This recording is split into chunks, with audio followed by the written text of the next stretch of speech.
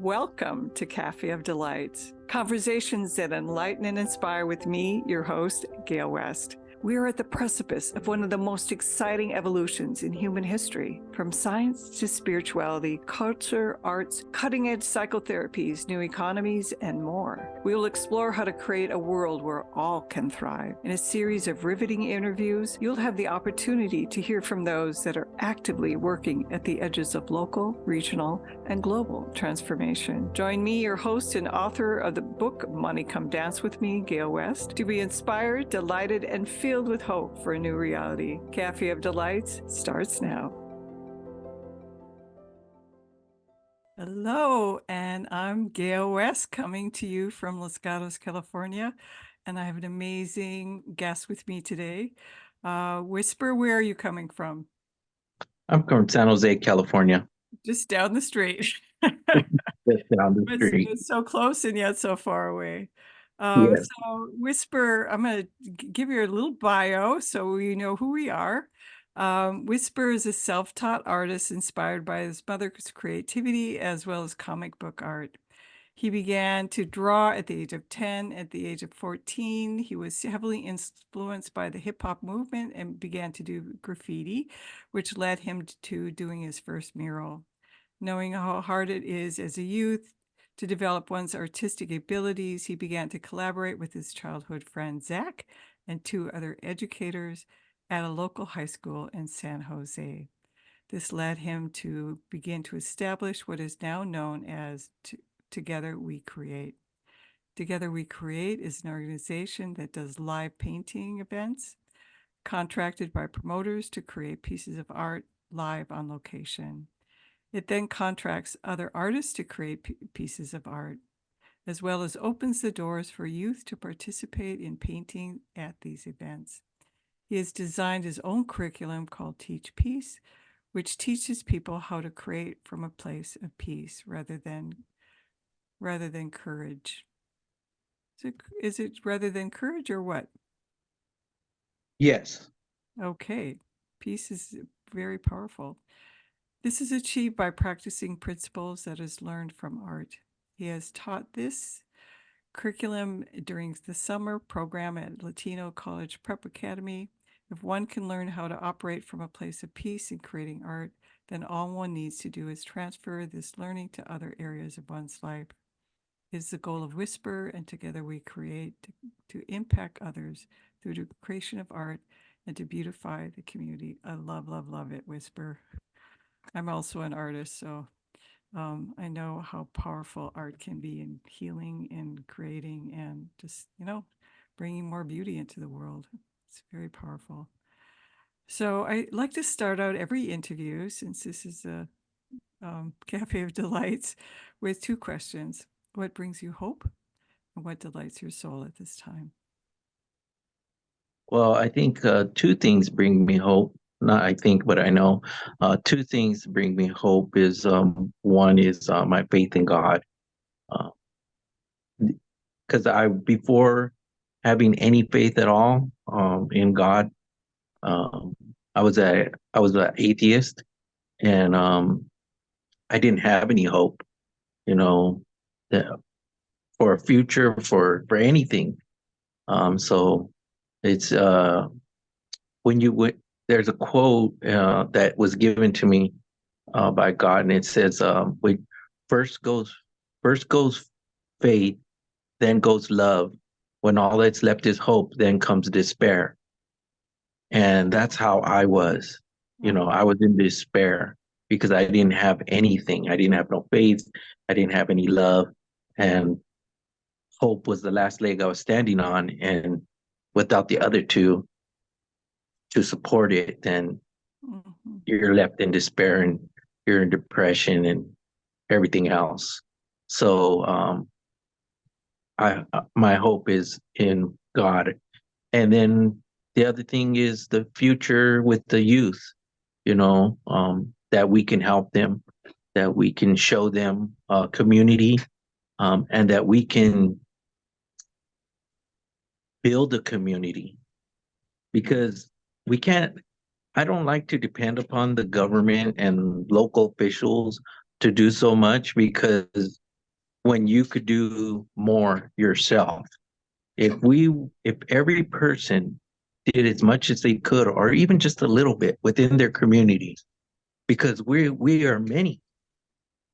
And if we all did something within our community, we would have a far greater impact than any local official, any government could ever do for our communities. And if the communities did that as a whole, then it would create, each city would be strong, each state, and it would just build and build and build. And so that's what my hope is in. That's very powerful. Boy, I know I've had despair in my life, so I know how deep and awful that can be. Yeah. So I'm with you on that one. And I'm going to go a little bit deeper into what happened that you were in such despair, but um, how how did you get your name Whisper? So in graffiti, well, in the early days when I started graffiti, it was frowned upon to have someone else's name. Originality was key, and so I was going by Shadow at first because my other friend Snow, we were doing graffiti together, and every place he went, I was there, so I was like his shadow.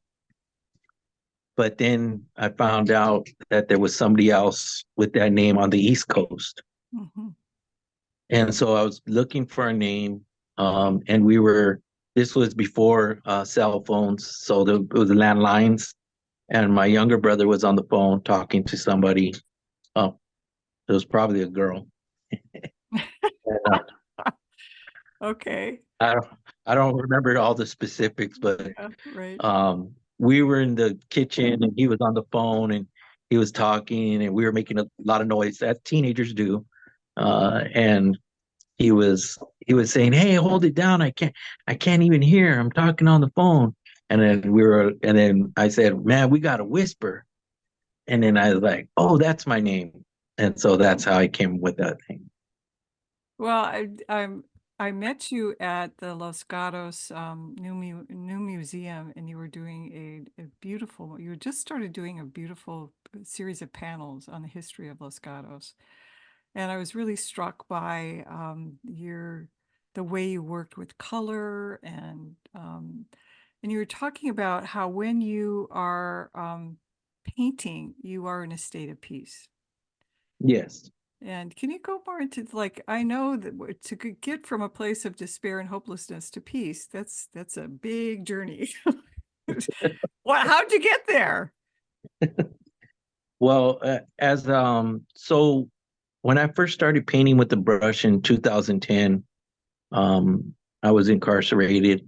A friend of mine from Los Angeles, somewhere in LA, I don't remember exactly what city, but he got chosen by administration along with some other inmates to beautify the visiting room for the families instead of having just a bunch of white walls. And so the theme was California, and they were going to paint like they painted Golden Gate Bridge and Reno and Yosemite and Hollywood and things of that nature. And so he got chosen to paint Yosemite, and he asked me to come and help him. And I was like, I don't know how to paint, I know how to draw, and that's what he said. He goes, "You draw really, really well, So I was like, well, worst that could happen is I can make a mistake, you know. Plus, it'll get me away from the regular monotony of everyday prison life. And so I went and I took the pressure off myself in the sense that, like I said, I'm supposed to make a mistake. I don't know what I'm doing. Hmm. Um, and then I was like, well, I'm just going to pretend and I'm going to try and implement everything that I learned from watching from Bob Ross on PBS. Yeah. I love Bob And, Ross. He's great. Yeah. and Okay. so that's basically what I did. And it worked. And everybody there knew how to paint except for me. Uh-huh. Everyone there was like at least 10 to 12 artists, and they all had years of experience, except for myself. I was my first time, and they all thought I knew how to paint until I told them that this was my first time painting with a brush. Wow. Wow. And so one of the gentlemen that I met there, his name was Cotton Jones, and he became my friend. He was, and I don't say that lightly. I don't throw that word around because from past experiences, I learned to choose and call people my friend who are really my friend. And so um, he was from North Carolina, and he was a fantastic artist. I mean, he would just paint from with no references, and he would just paint images, landscapes, portraits, just anything. And he started painting murals at a young age, and by junior high, he said he was painting the junior high school, you Wow. know. And so he would always talk to me about problem solving and how, there's principles that we learn from practicing art. He always told me that. And Mhm. he was like, problem solving is the biggest one. And I always remembered that. And so when I came home, I thought about it and I was like, there's more principles because he said that there's principles that we learn from practicing art. And so I just thought about them. And so problem solving is one of them. Emotions is another. Decision making, identity, uh, and vision. And then, of course, the last one's peace, because all of those are like stepping stones. And when we learn that these principles and we learn how to apply them, then, we take our emotions and we pour it into our art. So it's like, it's somewhere for our emotions to go, and it doesn't matter how you feel, whether it's negative or positive, because we all feel anger at times. We all feel frustrated. We all feel, hopeless. We all feel sad. Those are just natural emotions. Um, they're only negative if we act upon them and lash out with towards others in an indecent, irresponsible, and unkind manner. But Mm. if we're just crying because we're sad, uh, we're not really doing any harm to anybody. We're just releasing our sadness. But so, you know, we learn how to feel our feelings and let it be okay, and at the same time have an avenue to let those emotions out. Um, and And so that Go ahead. that's a form of release, Yeah, right. and then it also gives your art more passion because like I'm pretty sure you've heard two people sing the same song, and one person sing the song technically sound Mm, great voice, hit all the notes, perfect, but the other person put forth the emotion into the song, and mhm. the song was better because of it. Yep. And so that's how art is as well. If you're just have all the technical, you know, uh, education in regards to art, and you did everything, it could still look flat because there's just something missing. And I believe that that emotion is that. It's interesting you say that, Whisper, because I'm thinking of the hyper realistic art, which I just get really tired looking at it, and because it's all about technique. And then I think about the first time I ever saw Georgia O'Keeffe, because she paints her feelings, she paints her emotions, and there's something about like, why her flowers, which to a lot of people look really strange, why then are they so engaging? Because there's something there. There's a piece of her that she's left there. So I think that's really powerful that you're talking about the power of art to heal, to express, and basically any art form. If you're dancing or if you're a musician, those are all different ways. And I think it's really sad. I mean, you talked about working with kids, right? It's very sad these days that we don't have STEAM, which is including art, and and that art oftentimes is taken out of schools as opposed to STEM. We need art as human beings. We need art. Yes. We need beauty. It feeds our soul. Not just that is so the basic academics in art, and so this is where also I got the idea to teach peace is from the basic academics. Well, not just the basic academics, but school in general. So every student who goes to school from elementary to high school, even before that, they're learning principles. You're learning time management. You're learning how to interact with others. Yep. You're learning responsibility. You're learning, kindness. These are principles you're learning at school. They don't teach you that.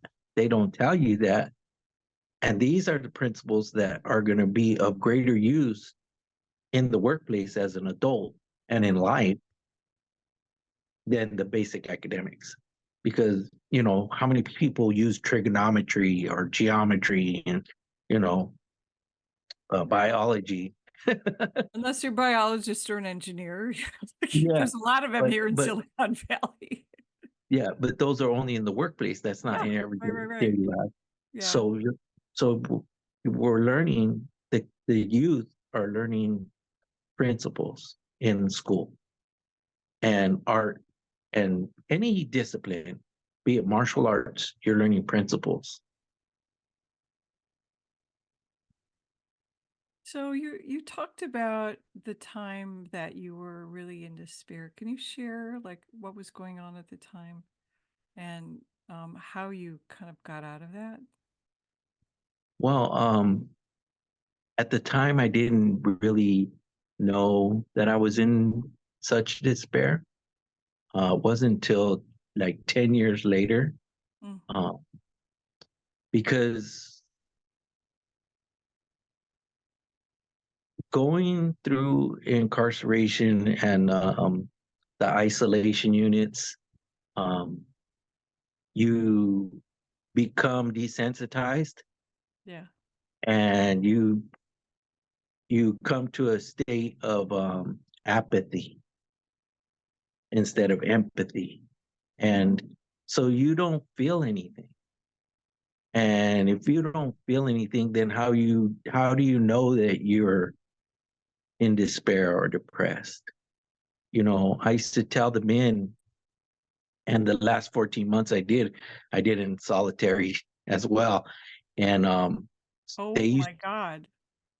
they That is used to awful. yeah, it was some of the hardest time Oh that my God. I done because I was fully awake. I felt everything and it was intensified.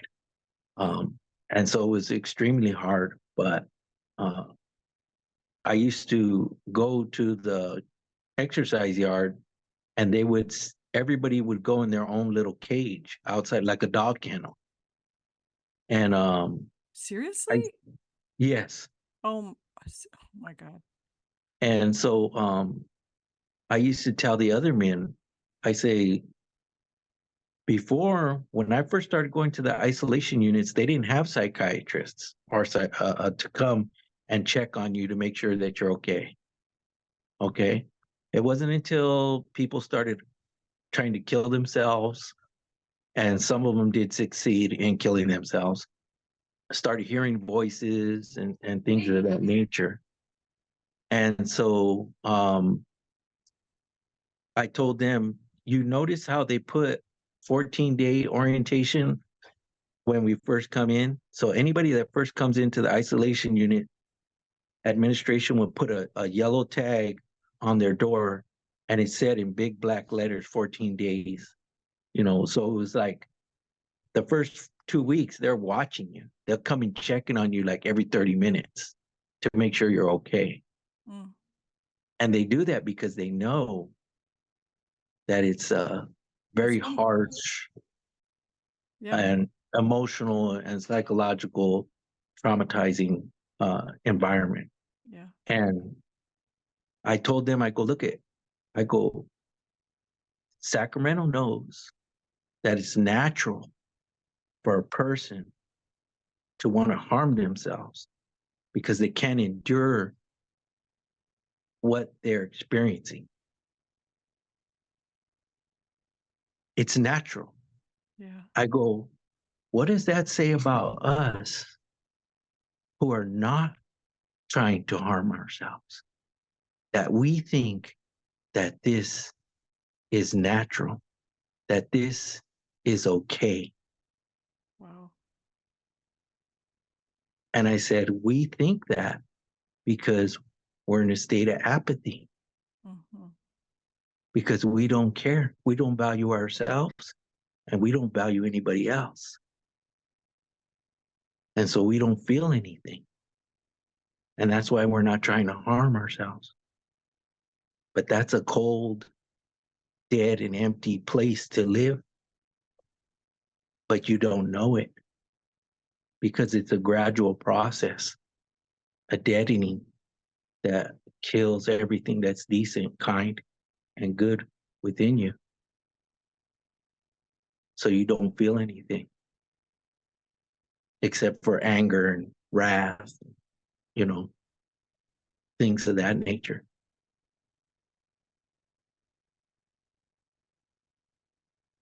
Wow. So, what an amazing journey to come from that to where you are today. So, how did you do that, Whisper? That's that's the keys to the kingdom here. Because what you're talking about is dehumanizing human beings Yes, and turning them into lifeless catatons with no things. feelings. But that's And that's what our system it's does, sadly. it started before the system. I think that part the system is part to blame when they started the industrial revolution Yeah. and the workplace, and you know, and even and not to say that women empowerment is bad, but when they start telling women you don't want to stay home, you want to come and be in the workplace and have a career, you could do what men can do, and that I'm all for that, equality. But when the mother's not there and there's no nurturing of the child, and then who's nurturing the child? The government. And what's the government teaching your child? you know and so now kids, and mainly boys, well, boys, because even in school, like Susie falls down in kindergarten or first grade, the teacher will comfort her because she's a female. But when little Johnny falls down and scrapes his knee, oh, you'll be all right, suck it up. Because the cultural belief is that, you know, boys are supposed to be tough, Yep. you know, don't cry, Yep. you know, you're a man. And so we kind of, even society and the families teach that to their children. And it Almost every, starts, yeah, it starts young. Yeah. yeah. So as young boys, we grow up becoming teenagers and young men, not knowing how we feel, Hmm. not recognizing how we feel, not understanding how we feel. We learn how to deny and suppress our emotions. Yeah. And because of that, by the time we're adulthood, we can't tell you how we feel. And we get in a relationship and we don't know how to tell our girlfriends, our wives, our family members, our friends how we feel. So it's a very hard place uh, to operate from, you know. And so, and then if you take that and you start becoming a criminal, there's no such thing as a kind criminal. A criminal has to harm others. Yeah. And so that's why criminals take on an identity rather than their true persona, Yeah. who they really are. They take on an image rather than their identity. And because the image is not really them, it's a thing. I'm a beast, I'm a soldier, I'm a savage, all those things. And so then it helps clear your conscience for when you do harm others. And you label people instead of calling them people, you label them as a thing. That's my money, you know, those are my customers, that's my enemy, you know, uh, and things of that nature. And that enables you to hurt other people too, because they're no longer people, they're things. And, things don't feel. Well, if you're not feeling, you don't, it's hard to feel other people feeling also, which is what you're Yeah, talking about. Yeah. yeah, And so it is sad because men, I mean, it's changing now, but still so many young men are, there's anger. Would you say yeah. that? Are you true? There's a Mhm. lot of anger, there's a lot of rage, there's a lot of like where's my place? And it feels like I was reading a statistic that 68% of the young people are unhappy. That's really sad. And in America, that's really sad. So what is It's, that it, saying about our society?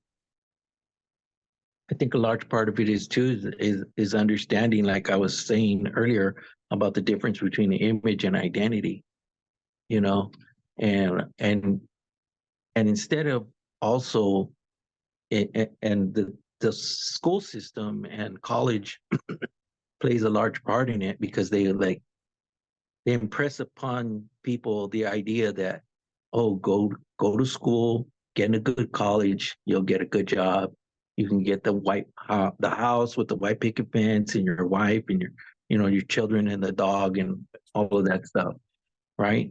And but the thing is I've known some people who went through college, got their major and everything, and they're getting ready to go into the career that they chose, and they're mature now, and they don't want to do that. I wish I would have chose something else because they're not taught who they are Hmm. to discover their predispositions, their temperaments, and then choose a career that's in line with your temperament. Right. If you're social, you don't want an accounting job. You want to be interacting with people, you know. Now, if you're analytical, then maybe the accounting job is for you because you like dealing with numbers and all of the analysis of the numbers, the Hmm. data. It's non-personal, it's non-social. But if we don't know who we are and the things that we value and the things that we're passionate about and the things that excite us, then how can we choose a career that's in line with who we are? And that would bring us contentment. Hmm. So, Whisper, we're going to take a little break. And when we come back, I'd like to go in a little bit more into your art and how you see that as healing and your teach piece and the journey from where you were in that place of despair and where you are now, because um, like it's hard to imagine the sense that who you are now was who you say that you were in the past, because I'm sure there's a lot of work and a huge journey that you took. And I think it's an important thing for people to hear, to know that that's possible for them. Yes. Yeah. So we're going to take a little break, and when we come back, we're going to talk about these things. And this is Gale West, and we are on the Cafe of Delights with Whisper, the graffiti artist. Thank you. Imagine if you were truly flourishing, how would your financial expansion impact the world? Author of Money Come Dance With Me, Gale West is an internationally known speaker, creative catalyst, and business intuitive at Success with Soul. Work with Gale to create a new relationship with money as your friend. Link the soul of your business to the business of your soul with programs like Sacred Money Mastery, Akashic Records of the Soul, and more. To receive a healing money meditation, go to successwithsoul.com today. Cafe of Delight, conversations that enlighten and inspire with me, your host, Gale West. Tune into transformationtalkradio.com every second and fourth Thursday at 10 a.m. Pacific. We are at the precipice of one of the most exciting evolutions in human history. On Cafe of Delights, you will hear from those that are actively working at the edges of local, regional, and global transformation. For more information on hope for a new reality, visit Gale West at successwithsoul.com. And we are back on the Cafe of Delights. This is Gale West, and I have my guest, Whisper, the graffiti artist. And I'm in Los Gatos, California, and he is just down the street in San Jose. And we've been talking about lots of things, about the power of art, about what happens when a person is incarcerated, what happens to children when they get disconnected from their feelings and their sense of self. And I'd like to go a little bit more into your own journey of how you got to where you are today, to be in a place that is really, you can teach peace, because my sense of you is that oftentimes you are you are on peace. You are in peace. Am I right, Whisper? Yes. How'd you get So there? That's it's not an easy path. no, so teach piece is surface level. I don't want to cheapen it and say that it's superficial, but it's not. True internal peace only comes from, when you've done the work inside, and for me, it's being at peace with God, because, like I said, even though I consider myself an atheist, that I didn't believe in God, I was angry with him. I blamed him for everything that was wrong with my life and all of the things that I suffered through as a young boy and a young man and as an adult even. Um, but it wasn't until that he spoke to me when I was incarcerated in isolation, and that I started looking at things from his perspective rather than my own. And once I came to peace with him, then everything else uh, built upon that. Mhm. Um, a lot of the forgiveness, I held a lot of unforgiveness towards my mother, um, as many people have issues with their parents, uh, believing them to be perfect, or um, not loving enough, and coming to the realization that they're broken and they're doing the best they could with what the knowledge that they had, uh, and the experiences they experienced as children from Mhm. their parents. So how can we expect imperfect people to be perfect? And so with that understanding, I was able to forgive my mother for her downfalls that I perceived to be, downfalls, when really she was doing the best she could with what she had and what she knew and where she was in her own brokenness. Um, and then building upon that and looking at things from God's perspective in all aspects. Uh, that's what really that gives people true peace. You can't have true peace unless it's internal, unless it's inside. Mhm. That war that's inside of you will surface, will manifest itself. We can be disciplined and have a great amount of self-control, but eventually the masquerade will come to an end, and the war will surface. Mhm. So uh, did how did God come to you when you're in So, isolation? What happened? I, I'm curious. Can we go? Is it okay to go into that?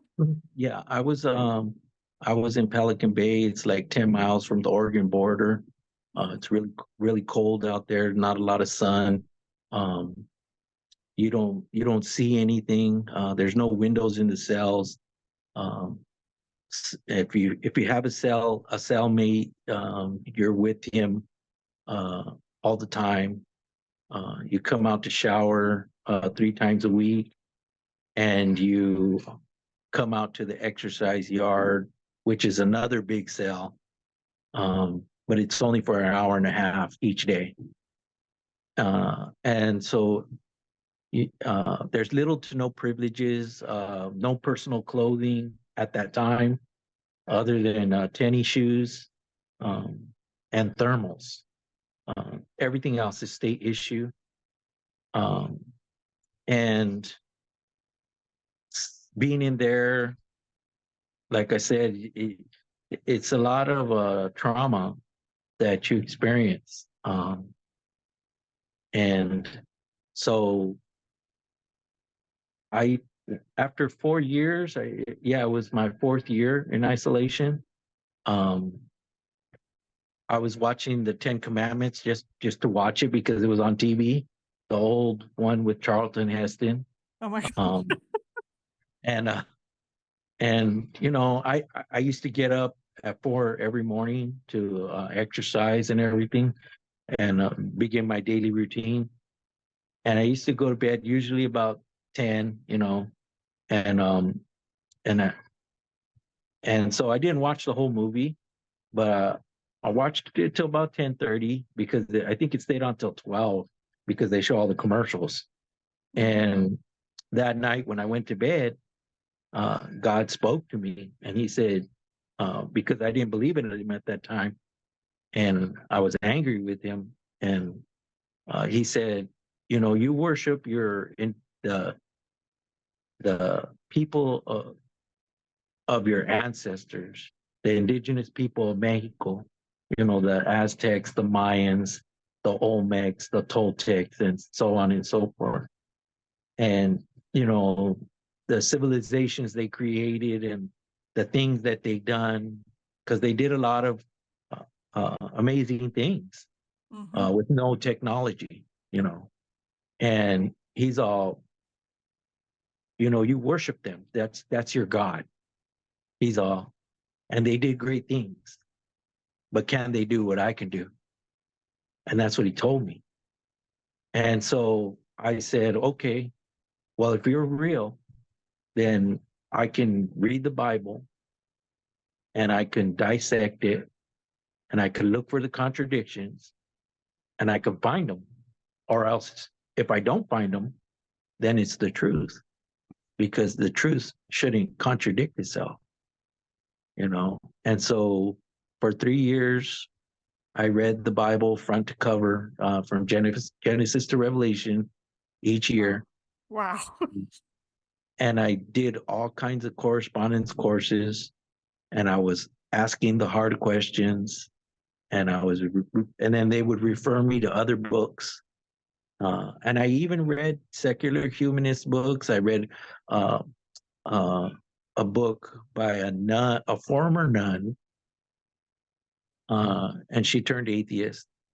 And it was called 4,000 Years of Religion from Judaism to Christianity to Islam.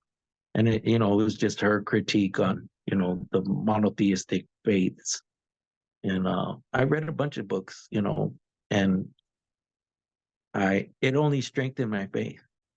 Mm. Um, like there's a quote from Norman Geisler, who's an apologetic scholar, and he said, "It takes more faith to not believe than to believe."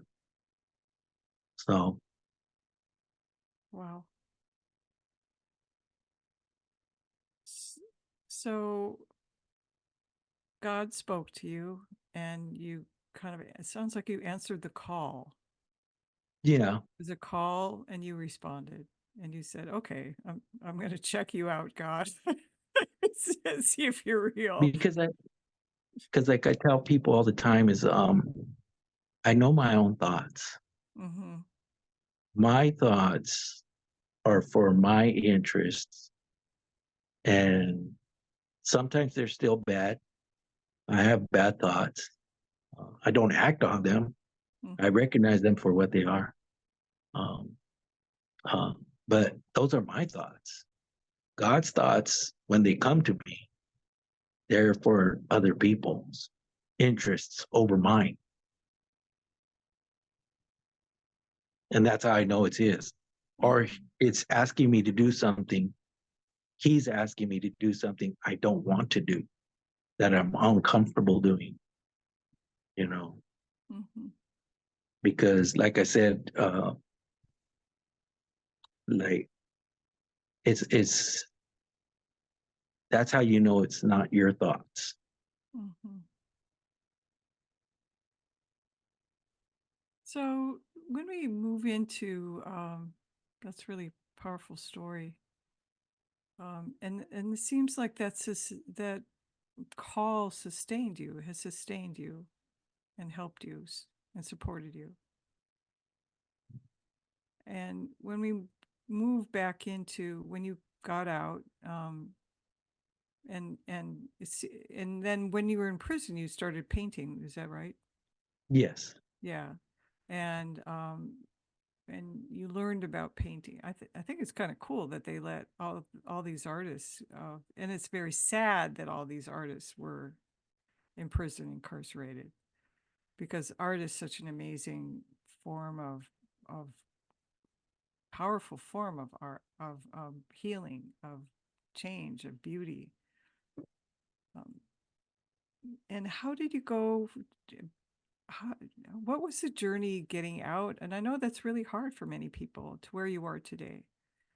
And what is it that you'd like to share with people from your place of wisdom, which it is, you have a deep, incredible sense of wisdom. It comes from looking at my past and looking at the times that God intervened, because even when uh, when I was incarcerated, at first I thought it was me, you know, because when you're in prison and you're surrounded by other criminals, they teach you how to be a better criminal. And Yeah. so there was, when I went to the isolation unit, when I went to Pelican Bay in '94, there were men there in solitary since the '70s. Oh my God. And these men had killed other men while they were inside. And these were the worst of the worst. And they taught me, and I learned, and I became like them.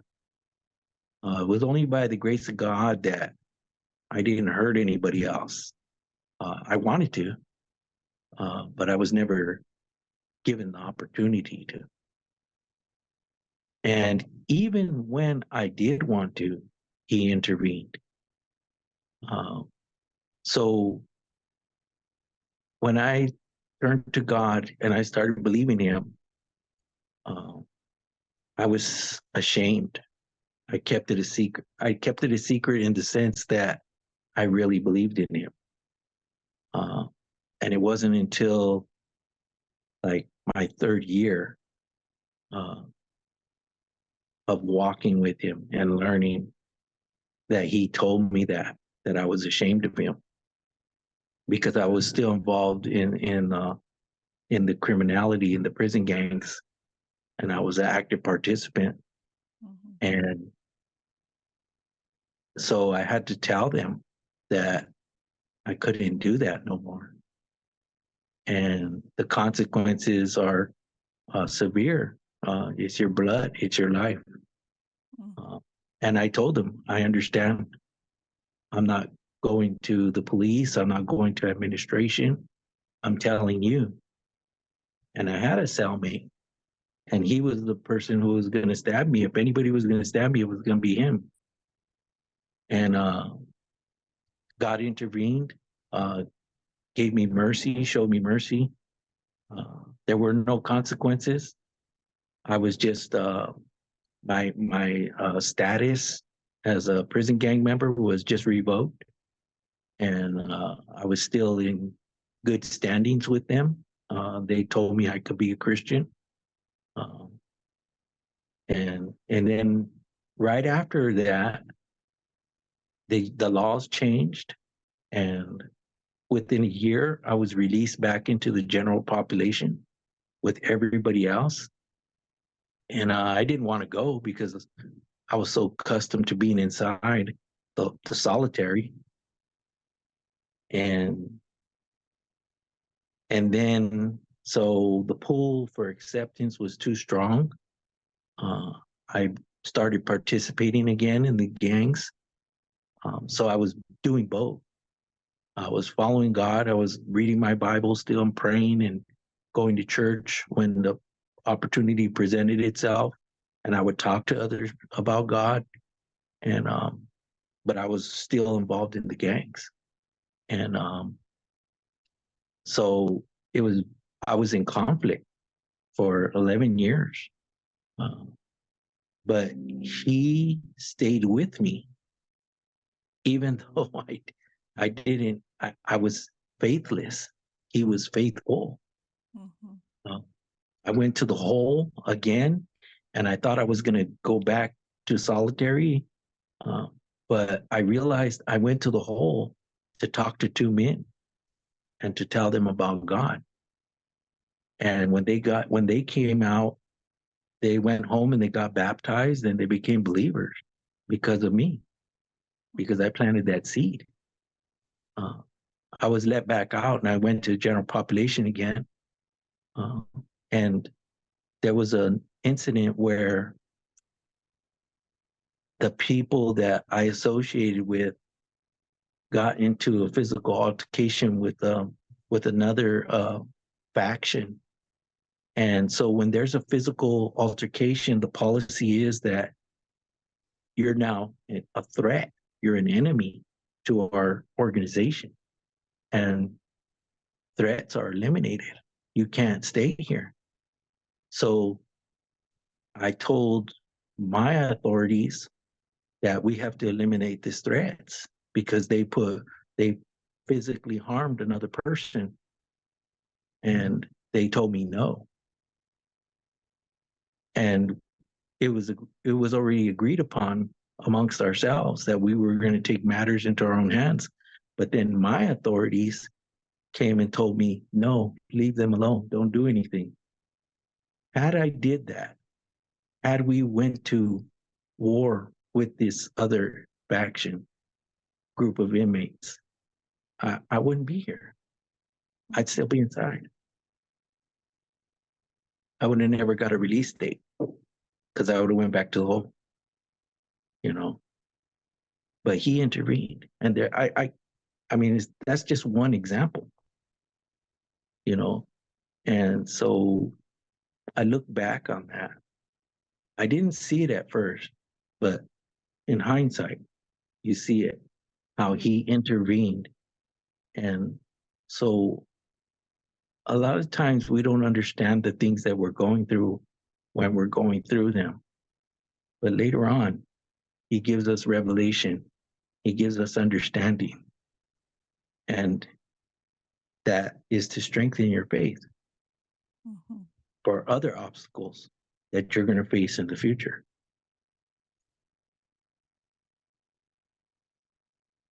So we have about 5 minutes left, and what are your parting words, and what do you want to? And number one, and how can people get a hold of you? Learn about Teach Peace, all the other things. But what would you like people to come away with? I mean, this has been an incredible interview, and they'll come away with a lot. But what would you like them to come away with? I would like them to understand that, I'm not, a lot of people say change. Um, I'm big on words because in prison, there's no room for misunderstanding. So everybody talks very precise. So when I say something, that's what I mean. Out here in society, it's very different. Uh, they don't have a real understanding of the words and what they mean. Mm-hmm. And so a lot of people talk about change. Um, I'm not interested in change because change is natural. We were young and now we're not. you know, Yep. you so that took no effort. No. That took no effort. We didn't do anything for that to happen. It's natural. But I'm interested in transformation. And if that's what you really want, then you have to be intentional. You have to make decisions and you have to take action. And you can be transformed. You can be who you were destined to be in the very beginning. If you understand and do the work and surrender and be who you are and not pretend to be who others want you to be or who you think you should be or who you want to be, but be who you are, your true identity and not an image. And all of those things go back, you know, I believe that, God shows us all that, but we have to really want that. A lot of us don't want that because it's hard. It's hard to look at ourselves and see the ugliness, you know, and accept it for what it is and ask Him to intervene and ask us to help us to become better and be a good person so that we can be good to other people. Um, as far as getting in contact with me, you could reach us or and myself, twc408.com. And on there should be a link to my Instagram and my email so that you can contact me through the organization's website. Can you say it again because it got a little muddled? It's TWC what? 408, 408.com. 408. TWC408.com. Yeah, And the 408 is the area code to San Jose. oh, okay. Yes, it is. I always know if somebody lived in San Jose for a while, they get the 408 number. Yeah. And your last words about art. I'm also an artist, so the beauty and connection to color and shape and all these kind of things that you bring to the world. Yeah. What do you want to say about art and the power of art? Just really quickly. I think that art's very important and not just in the sense that, for one to become a practicing artist or, as a career, but it's for creativity. the creativity is the enablement for to be not just to solve problems but to practice ingenuity, to think outside the box. Because in STEM or the basic academics, you have to operate within that parameter. Art, there are no parameters. Yep. And so when you practice art, you learn how to not have limits. And so many of us have our creativity's gotten smashed. So I love Yeah. that you allow women and men and children to reconnect to their creativity, to reconnect to art, and reconnect to image. It's our first language. It's image. And so sadly, it's been taken away. Yes. Yeah. So Wisper, I'm so honored to have you on my show. It's been an absolute pleasure and inspiration, and your who you are is transformative. Just being with you is transformative because your presence is really powerful, and the words you Thank you. speak are really powerful. Thank you so much. And again, that's TW. What T- was it? T- TWC for Together We Create, 408.com. Okay, TWC408.com. And Yes. do you have an email address if people want to get a hold of you? Yes, it's a Wisper without the H. So it's WISPER period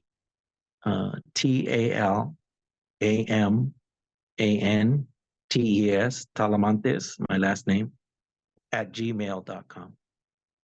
Oh, please forgive me, Wisper. I did not realize it was without the H. I kept saying the H. Okay, I've been Well, it's corrected. pronounced the same way, but I don't spell it that way. Yeah, right. I'm so sorry.